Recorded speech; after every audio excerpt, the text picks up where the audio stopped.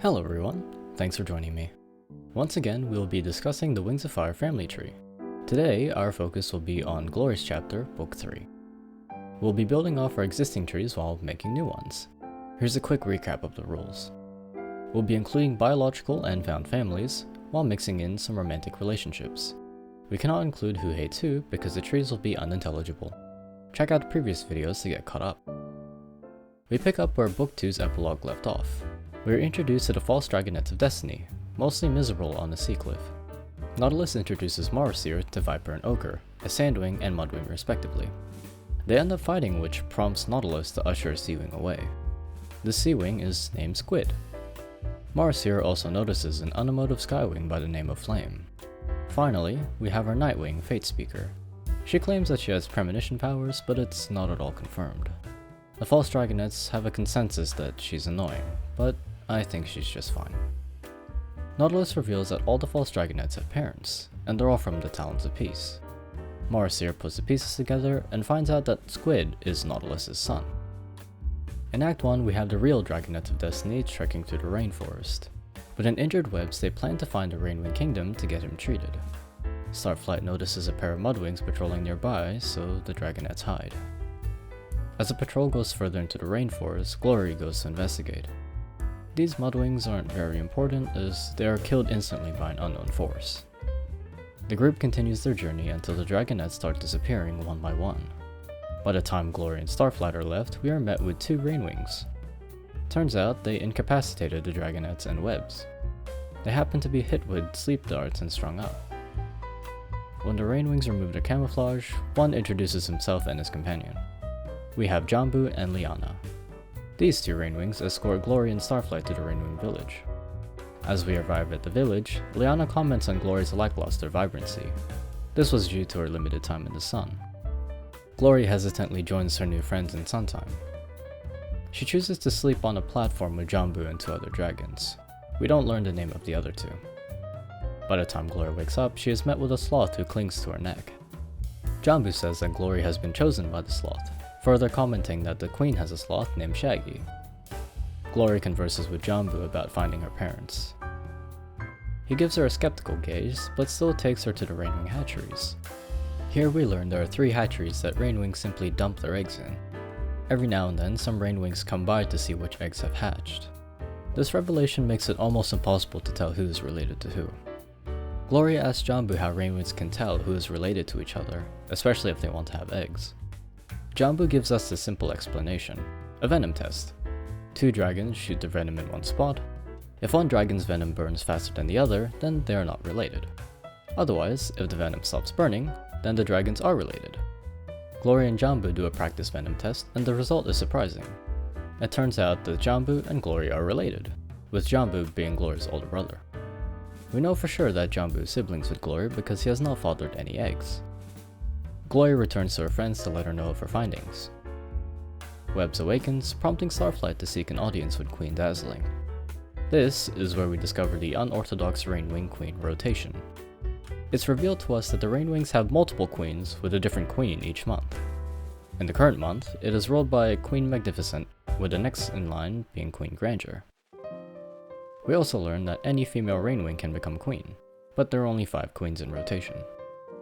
Glory and her friends arrive at the queen's treehouse, where they wait in line to talk to the queen. While they wait, Glory asks why other Rainwings are in line. We find a Rainwing named Mangrove who has a missing partner by the name of Orchid. Glory meets another dragon who has a missing dragonette. This Rainwing, named Bromeliad, lost a student named Kinkajou. By the time Glory is next in line, Queen Magnificent enlists Glory to help find the missing Rainwings. Suddenly, the Dragonets of Destiny burst into the Queen's treehouse and seek medical attention for Webs.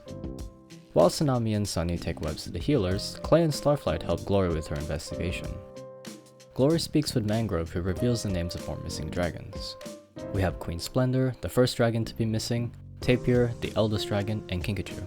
She was the youngest dragonette who went missing. Mangrove leads Glory and her friends to the last known position of Orchid. They find a large boulder which has been transformed into a magical tunnel. Glory and Clay investigate it and end up near Burn's stronghold in the desert, halfway across the world. Because they are near the desert, they decide to pay a visit to Blaze in the Icewind Kingdom. As the DoDs regroup, Mangrove suddenly dives through the portal. The DoDs race for him, ending up near an Icewing stronghold. Jambu also decides to tag along. When they reach the stronghold, it's basically night.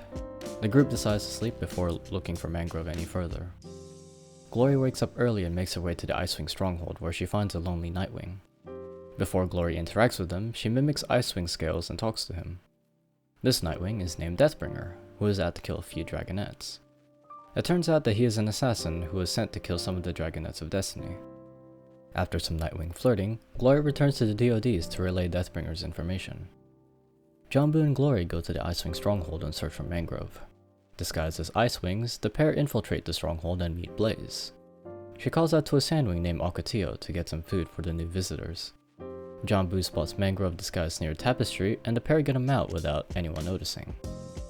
While they leave, Blaze actually reveals some family relations while she talks about a tapestry. A Sandwing brother is revealed. It turns out that one of her brothers had a forbidden love for another dragon, but we aren't given a name for the Sandwing brother. We also find out that there are no RainWings in the Icewing Kingdom. This seems like tradition at this point, but we have got some skipping time now. Deathbringer arrives to kill Blaze but fails. He is convinced to leave peacefully with hints of affection from Glory to Deathbringer. The DoDs return to the RainWing village while Blaze is medically attended to. Sunny cures webs. Glory and Tsunami watch the mysterious tunnel and see Deathbringer come out. Glory tells Tsunami to switch with Clay to watch Deathbringer. And finally we've got Glory being captured by the Nightwings and put with a talkative RainWing. This RainWing happens to be Kinkajou, the lost student. Glory was muzzled, probably because of how dangerous she was. Kinkajou talks about some of the events that happened to the RainWing prisoners. Tapir was given dead animals for food, which made him starve to death. Another RainWing named Gibbon was seen taken to a Nightwing facility to test their venom. Suddenly, 4 Nightwings enter, 3 with armor and spears.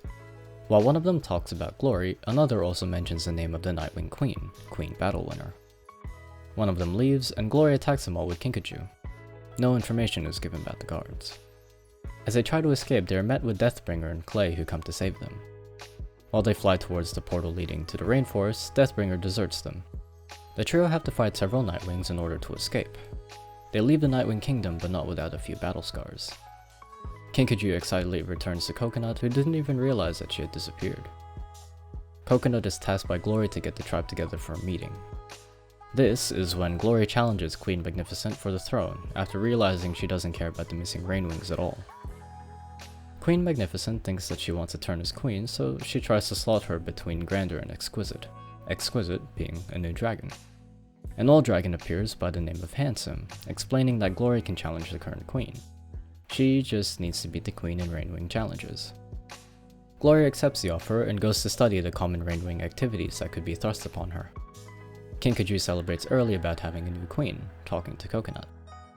She mentions a handful of missing dragons, including Loris and Tuolang. She also mentions some RainWings who have died, such as Bright and Orangutan. After some rigorous training, Glory decides to sleep to recharge. In her dreams, she sees Queen Scarlet. We find out she's not actually dead, just badly injured. She's able to manifest in Glory's dream because of an Animus-touched object, a dream visitor. When she wakes up, she withholds the information from her friends and wants to talk to Starflight about it. At the Arboretum, we find 5 RainWing queens huddled together. We have Dazzling, Magnificent, Grandeur, Exquisite, and Fruitbat. Because they're fighting for their throne too, Glory needs to make a team of her own. She chooses Kinkajou, Mangrove, Jambu, and Tamarin, Kinkajou's friend. Each team wins 2 events each, leaving Kinkajou and Grandeur to be the tiebreaker. In the Venom shooting competition, Grandeur accidentally shoots Venom at Kinkajou. Grandeur tells us she doesn't know any relatives, nor has she made any eggs in years. Grandeur tests her Venom with Glory and her Venom counteracts. They use the antidote on Kinkajou, which saves her life. This also confirms that Grandeur is some grandparent or grandaunt to Glory. Interestingly enough, Grandeur is one of the last royal family members. This makes Glory a dragon of royal blood too. Grandeur chooses to forfeit the challenge, allowing Glory to win the title of queen. Act 3 abruptly ends with Clay warning Glory about Starflight. We find out that Starflight may have defected to the Nightwings. In the epilogue, we cut to the false dragonettes of destiny. It turns out that they've been transported to the Nightwing Kingdom. Fate Speaker notices a bunch of Nightwing guards bringing in a new Nightwing. This Nightwing is Starflight, and that's the end of the book. So this video was actually a lot harder to make than the other two, mainly because there wasn't many family connections being made here. I think the only ones that I can remember at the top of my head is Nautilus and Squid, and just Glory's wonky family tree. I still think the book did a really good job at developing Glory's character. It's just that, for the sake of this video, we don't get a lot of family development. It was really surprising to see Blaze have a brother though, which is really interesting. Comment what you think down below about Glory's character arc. I thought it was really interesting how she went from just a RainWing to a straight up queen. Like that was pretty crazy for the first time I read this book.